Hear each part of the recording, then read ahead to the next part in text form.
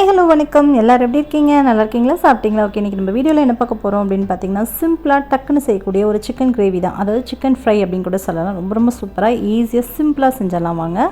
கடாய் சூடானதுக்கப்புறமா ஒரு 4 table spoon அளவுக்கு ஆயில் சேர்த்துக்கோங்க. நான் நல்லெண்ணெய் சேர்த்துருக்கேன். நல்லெண்ணெய் தான் சிக்கனுக்கு ரொம்ப ரொம்ப டேஸ்ட்டு சூப்பராக இருக்கும். சேர்த்துட்டு இது கூட 10-15 சின்ன வெங்காயம், கூடவே ஒரே ஒரு தக்காளி, இதை மட்டும் சேர்த்துக்கலாம். சேர்த்துட்டு இதை நல்லா வதக்கி விட்டுக்கலாம். வெங்காயம் தக்காளி ஓரளவுக்கு வதங்குற மாதிரி பார்த்துக்கோங்க.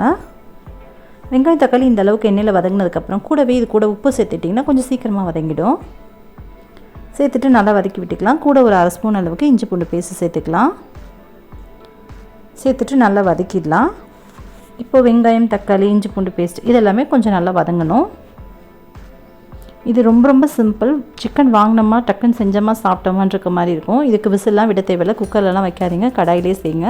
நான் ஈரலும் சிக்கனும் கலந்து, அதாவது போன்லெஸ்ஸாக கொஞ்சம் கலந்து நான் வாங்கியிருக்கேன். 1/2 கிலோ அளவுக்கு வாங்கியிருக்கேன். இது கூட மஞ்சத்தூள் சேர்த்துக்கலாம். காரத்துக்கு ஏற்ப மிளகாய் தூள் சேர்த்துக்கலாம். கூடவே ஒரு ஸ்பூன் அளவுக்கு சிக்கன் மசாலா சேர்த்துக்கலாம். 1/2 கிலோவுக்கு இந்த மசாலா கரெக்டாக இருக்கும். சேர்த்துட்டு நல்லா கலந்து விட்டுக்கோங்க. எண்ணெயில் இந்த மசாலா நல்லா கரிஞ்சிடாமல் பார்த்துக்கோங்க. இப்போது நம்ம எடுத்து வச்சுருக்க கழுவி வச்சுருக்க சிக்கனை இது கூட சேர்த்துடலாம்.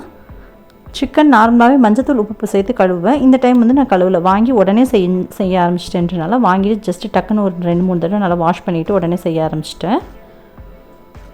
கொஞ்சம் லேட் ஆகிற மாதிரி நீங்கள் செய்யறதுக்கு லேட் ஆகும் அப்படின்னா நீங்கள் மஞ்சத்தூள் உப்பு போட்டு வாஷ் பண்ணிவிட்டு அதுக்கப்புறமா செய்யுங்க.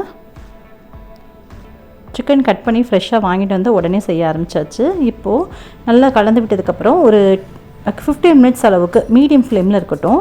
தண்ணிலாம் எதுவுமே சேர்க்க வேணாம். இதுலேருந்தே தண்ணி பாருங்கள் எவ்வளோ பிரிஞ்சு வந்திருக்குன்னு சொல்லிட்டு பாருங்கள். பார்க்கவே நல்லா சூப்பராக இருக்குல்ல.